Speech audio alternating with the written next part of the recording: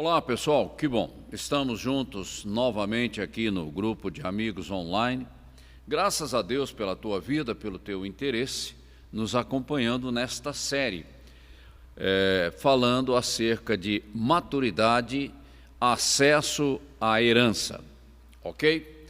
E hoje nós vamos ver o estudo número 3, fora do alcance das crianças, ok?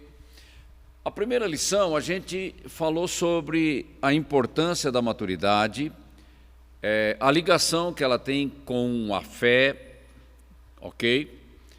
E esse processo da herança, a gente discutiu também a importância da metanoia, que está relacionado com a maturidade, para a questão do acesso a essa herança, que, se você olhar bem, são as promessas de Deus para nós, que nós acessamos pelo braço da fé. E hoje, nós vamos ver o estudo número 3, fora do alcance das crianças. Primeiramente, maturidade vem com o tempo, mas não só o tempo em si, mas da qualidade das experiências, daquele aprendizado que fixou sabedoria, entendimento no teu coração. Então não é uma questão cronológica apenas, mas sim de crescimento. E crescimento é algo experimental, pessoal. Cada um vai ter que seguir essa trilha de crescimento. A maturidade não é automática. Você não nasce pronto. Não tem como transferir isso assim de uma vez, como se fosse uma transfusão de sangue. Não é assim. Maturidade vem de uma experiência pessoal. É uma caminhada que você segue, e ali Deus vai trabalhar a sua estrutura, porque são paradigmas, são pensamentos errados, conceitos errados, uma visão distorcida, corrompida. Deus precisa mexer nisso. E Ele faz isso por necessidade, porque Ele nos ama, porque a maturidade é uma necessidade na nossa vida, não é uma opção, ok? A gente tem que ter essa convicção muito forte no nosso coração.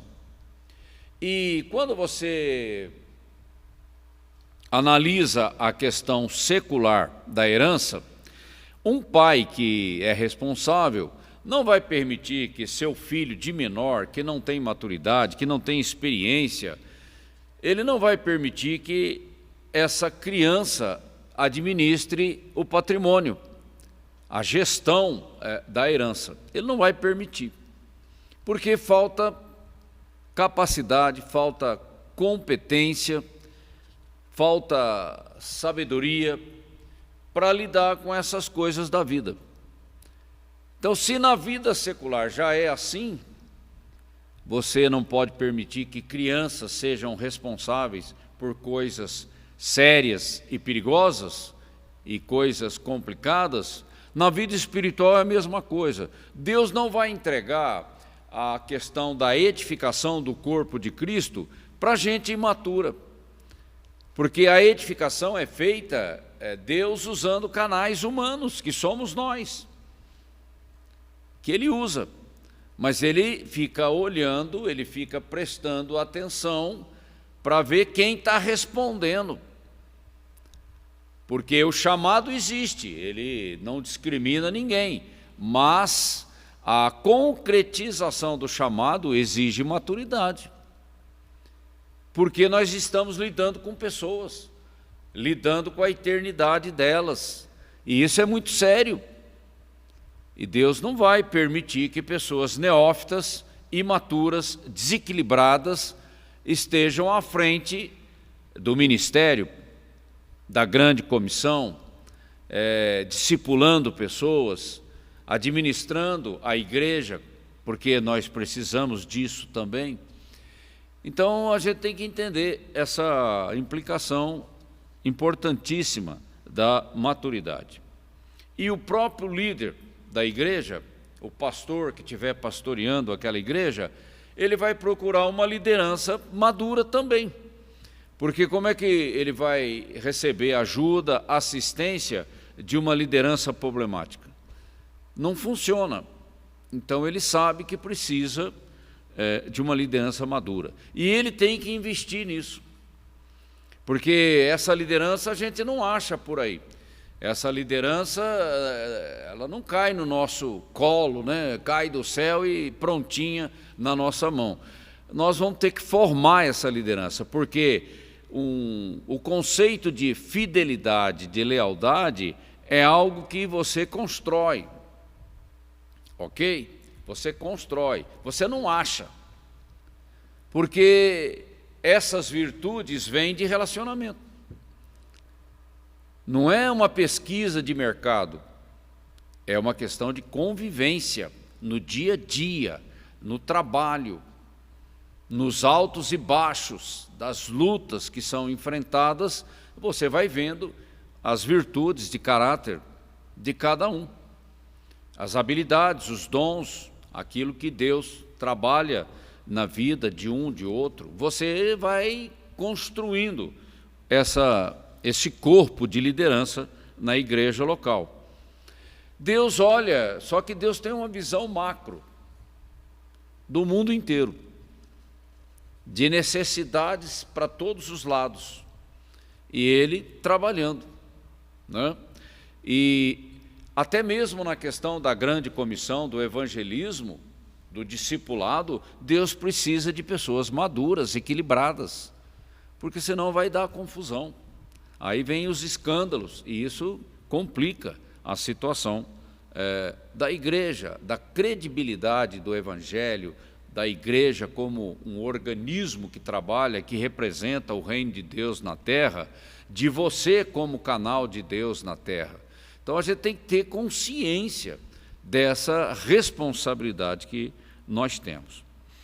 Porque se a pessoa não sabe lidar com a própria vida, vamos pensar assim, do seu casamento, da sua casa, da sua família, que é a coisa mais imediata que tem na vida dele, como que ele vai cuidar de uma assembleia, de uma comunidade de cristãos, que a gente chama de igreja local, que são muitas pessoas, cada um com uma realidade, com um histórico, e você tem que saber lidar com isso, sem perder o rumo. Então, isso exige realmente adestramento, formação na vida dessas pessoas. Então, a gente tem que ter esse olhar bastante sério com relação a esse tipo de coisa.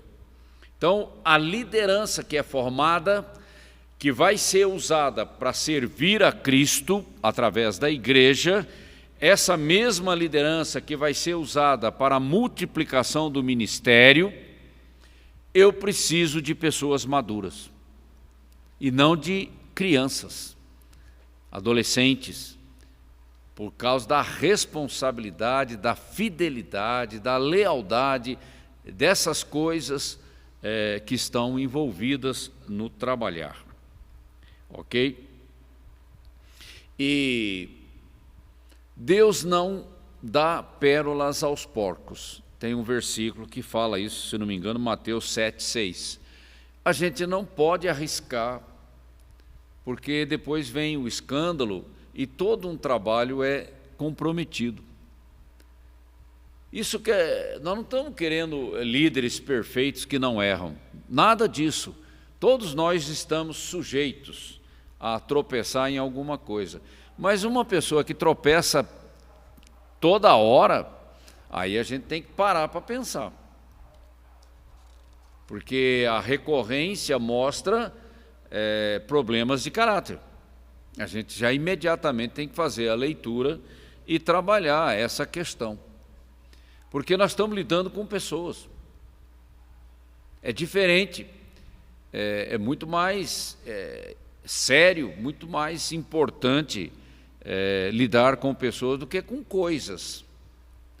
Se já numa indústria, quando você está lidando com a produção de coisas materiais, você tem que ser responsável, imagine lidando com pessoas que o destino dela está em jogo.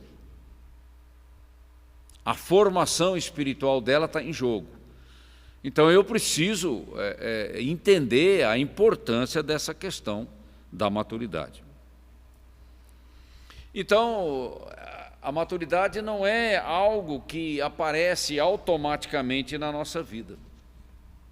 Mesmo um talento que você tenha, ele não vai desabrochar sem prática, sem treinamento.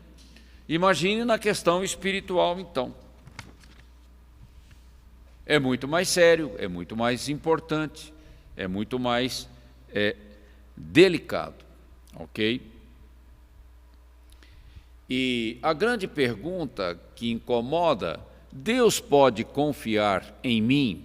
Deus pode confiar em você nessa jornada, nesse trabalho de edificar uma igreja para Cristo? Será que nós estamos prontos? Será que ainda falta alguma coisa? Porque é um processo, a gente vai crescendo de experiência em experiência, tropeça aqui, conserta, tropeça ali, conserta, e a gente vai crescendo e vai se tornando um núcleo duro, sólido, de pessoas que estão à disposição do Espírito Santo para o trabalho, para o ministério, como eu costumo usar, ok? E a maturidade, ela tem que ser desejada pela pessoa. Então eu tenho que ter fome e sede dessas coisas de Deus para que o Espírito Santo trabalhe na minha vida. Eu não posso ficar distraído, displicente, sabe, indiferente. Não vai acontecer muita coisa. Eu tenho que ir atrás. Eu tenho que me apresentar como barro nas mãos do oleiro e desejar o trabalho dele na minha vida. Isso envolve mudança, mudança envolve metanoia. E isso só acontece na vida daquele que tem um coração quebrantado. Essas coisas estão todas ligadas. Ok? Porque a gente percebe a diferença do trabalhar de Deus na vida de um, na vida do outro. Será que Deus faz acepção de pessoas? Não, Deus não faz acepção de pessoas, mas a resposta é diferente de um para o outro. Quem tem sede, venha e beba de graça, é o que diz a palavra. Mas tem gente que parece que não tem sede, né? Não sei, ele está acomodado, ele estacionou, está bom assim. Olha, isso não glorifica a Deus. É a fome e sede das coisas de Deus que chama a atenção do Pai. Ok? A gente tem que prestar atenção nisso e fazer uma autoavaliação. E ninguém aprende de uma única vez. Talvez você vai ter que repetir o processo mais de uma vez para fixar o aprendizado no mesmo ponto. Aí, quando você se firma naquele ponto, Deus começa a trabalhar outra coisa. E assim ele vai construindo uma estrutura sólida, espiritual, falando, né, espiritualmente falando, na tua vida, para que você possa ser usado. Então, você tem que entender que Deus primeiro precisa trabalhar com você. Depois ele vai trabalhar através de você. Se a gente inverter essa equação, vai dar escândalo, vai dar confusão. E a gente está lidando com coisa séria. Então Deus ele tem esse ponto que ele presta muita atenção. Você tem que ser preparado, você tem que ser provado, você tem que ser experimentado. Você tem que mostrar o que vai no teu coração. O teu testemunho tem que mostrar um caráter sólido, integral, na presença de Deus. Porque é uma questão de confiança. Confiança. Ok? Então ninguém nasce de novo e já nasce adulto pronto. Isso não existe. Nós nascemos, vamos dizer assim, no reino de Deus como neófitos, como crianças, como bebês. E precisamos crescer. É uma coisa normal na vida daquele que ama a Deus. Ok?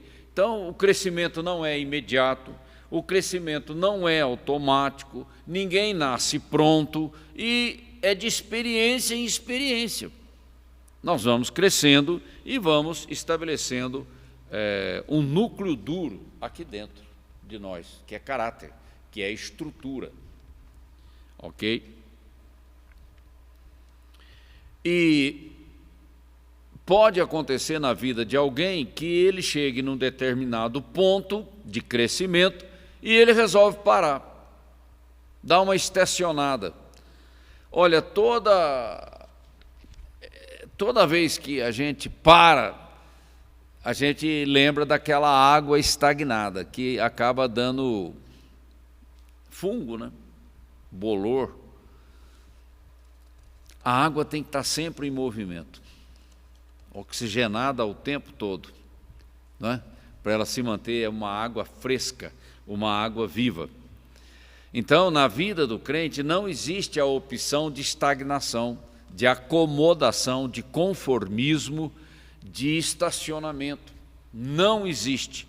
Até o dia da nossa morte física, ou até o dia do arrebatamento, nós vamos estar sendo trabalhados pelo Espírito Santo e crescendo na graça, no conhecimento e na graça do Senhor. É essa jornada que nós temos pela frente. Só que, para crescer, você tem que cooperar com o Espírito Santo. Então, essa fome e essa sede na minha vida, esse desejo, uma grande expectativa no meu coração, é a minha parte, é a minha cooperação, abrindo, escancarando as portas da minha vida para o trabalhar do Espírito. Então é mudança, o tempo todo eu estou mudando, eu estou adquirindo conhecimento revelado, eu estou adquirindo experiência com Deus, porque eu estou andando com Ele, e eu estou mergulhando nas profundezas de Deus, da sua graça, da obra, do mover do Espírito. É uma coisa que não tem fim. É o tempo todo. Renovando, transformando, empoderando, restaurando, construindo e levantando uma construção maravilhosa para Deus. Esse trabalho acontece todo dia na nossa vida. Então eu não posso me acomodar e achar que está tudo bem. Olha, quando você para, você já retrocede. Essa caminhada não comporta estacionamento, ok? E o que acontece com as pessoas tem muito a ver com a educação de filhos. Se você, como pai, como mãe, como família, começa a mimar o seu filho, você vai ter problema. Esse filho, em vez de cooperar para o sucesso da família, ele vai tumultuar o processo. E a Bíblia diz que isso vai ser motivo de vergonha para os pais. É interessante, é muito interessante, a Bíblia fala disso. E se a gente trouxer esse tipo de coisa para a vida espiritual, é a mesma coisa. Por isso que Jesus, ide e fazei discípulos. Fazer discípulo é processo, é trabalho, é formação. Não é apenas uma conversão, é muito mais do que isso, porque Deus precisa de discípulos maduros, não só para sustentar a obra do ministério, mas para a multiplicação da obra do ministério. Então, sem pessoas maduras, não tem como sustentar esse tipo de serviço que nós prestamos a Deus. Então, quando você educa o seu filho para ser um homem, uma mulher maduro ou madura, isso fala de responsabilidade, isso fala de desenvolver caráter, isso fala de compromisso, de responsabilidade. Essa criança, quando vem para a igreja, ela já vem com uma formação. O duro é quando a criança vem para a igreja, o adolescente, todo desajustado. Aí é problema, né? Que a gente vai ter que administrar. E é difícil para o pastor, para a liderança, trabalhar uma pessoa que você procura dar uma direção, mas lá na casa dele a coisa tem outra direção. Aí você não consegue ajustar as coisas. E a verdadeira formação de uma criança começa em casa, não é na igreja. A igreja vai trabalhar, vai adornar algo que já está lá dentro, que veio de uma boa educação dos pais, de uma família equilibrada. E é esse tipo de pessoa que nós estamos precisando. Pessoas responsáveis, compromissadas, ok? Mas isso começa em casa, é lá em casa. Aí vem para a igreja, você vai só dar o acabamento, porque a estrutura está quase pronta, da formação que ele tem na própria casa, da própria família. Porque uma criança mimada, uma criança assim, com todo tipo de liberalidade e falta de educação, é uma pessoa egoísta, egocêntrica. Como é que Deus vai trabalhar com uma pessoa assim? Aí chega na igreja, você precisa dar um choque de realidade. Mas ele já veio de uma estrutura familiar desajustada, talvez ele ainda continua numa estrutura familiar desajustada. Aí dá aquele choque, né? A igreja quer trabalhar uma coisa, mas em casa é outra. Fica difícil. Então, a família tem que entender a necessidade desse trabalhar constante com as crianças, com os adolescentes, com os jovens, ok?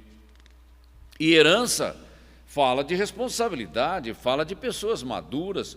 O acesso pleno à herança de Deus exige essa maturidade. Não é de qualquer jeito, não. Não é de qualquer jeito, não. Nasceu de novo, está pronto para fazer qualquer coisa. Não é bem assim, não. Tem todo um processo de santificação, de limpeza, de purificação, de formação de caráter, de desenvolver habilidades e virtudes de caráter, para você servir a Deus. E isso leva tempo, dá trabalho, não é apenas uma questão teórica, é na prática, é no dia a dia. Aí a pessoa some da igreja, não participa das atividades da igreja, vem uma vez, depois desaparece, depois volta. Como que você vai formar discípulo assim, se ele nunca está presente numa continuidade que garanta um bom trabalho? Ou ele pode até estar presente, mas ausente de coração. É só o corpo presente, porque a mente, o coração, sei lá, está em outro lugar. Então você não consegue formar, você não consegue ter um resultado de qualidade. A gente tem que prestar atenção nessas coisas. E muitas vezes a gente critica o pastor, critica a liderança, critica a igreja, e às vezes até fala, vou mudar de igreja, como se esse fosse o problema. Não, o problema começa comigo, começa com você. Está aqui, ó. Está aqui. Por isso que a gente tem falado de metanoia, sem mudar isso aqui, sem plantar algo aqui, a expressão do meu comportamento vai continuar cambaleando nas recorrências da vida. A gente tem que ter humildade para reconhecer e aceitar essas coisas. Eu preciso de mudança. Não interessa se eu tenho mais de 30 anos de crente. Durante esses 30 anos, Deus me lixou e muito. E Ele continua fazendo isso o tempo todo. E eu sou grato a Deus. Eu tenho meu coração agradecido a Deus por Ele me lixar. Porque assim Ele está buscando a melhor versão da minha vida para servi-lo, servindo pessoas. Agora, se eu me fecho e me blindo e fico arrumando todo tipo de justificativa, você está ficando pelo caminho. Eu sinto muito em dizer isso, mas foi exatamente o que aconteceu com aquela geração que saiu lá do Egito. Foi ficando pelo caminho. 40 anos. E foi ficando. E foi ficando. É um absurdo que de uma geração mais antiga que saiu do Egito, somente Josué e Calebe entraram na terra prometida. E os demais? E Deus provando, e vai ficando, por causa da resposta. Não tem resposta, vai ficando. Vai ficando. Então eu tenho que me arrepender. Eu tenho que me humilhar diante de Deus e falar: Senhor, eu não quero ficar pelo caminho, não. Eu não quero estacionar. Eu não quero ser água parada. Aquela cisterna rota, né, que não segura a água. Isso não sustenta a vida espiritual de ninguém. Eu quero ser renovado a cada dia. Eu quero ser transformado a cada dia. Eu quero ser uma nova criatura na melhor expressão que o Espírito Santo conseguir fazer na minha vida. E tudo isso para a honra e glória do Senhor. E eu sou muito agradecido pelo trabalhar do Espírito Santo na minha vida, porque é assim que eu vou ser uma bênção na terra, é assim que eu vou abençoar a minha igreja, é assim que eu vou abençoar as pessoas que Deus vai colocar no meu caminho. Ok? Então vamos ficar por aqui. Esse era o assunto que nós tínhamos para hoje. Medite nessas coisas, com calma, com tranquilidade, com sinceridade de coração, ok? E peça ao Espírito Santo para trabalhar essa disposição interna, essa referência interna na sua vida, para que você seja um homem de Deus, uma mulher de Deus, e faça toda a diferença no tempo da tua vida. E a Ele toda a honra e toda a glória. Ok? Que você tenha uma semana maravilhosa, abençoada, e eu conto com você a semana que vem. Um grande abraço.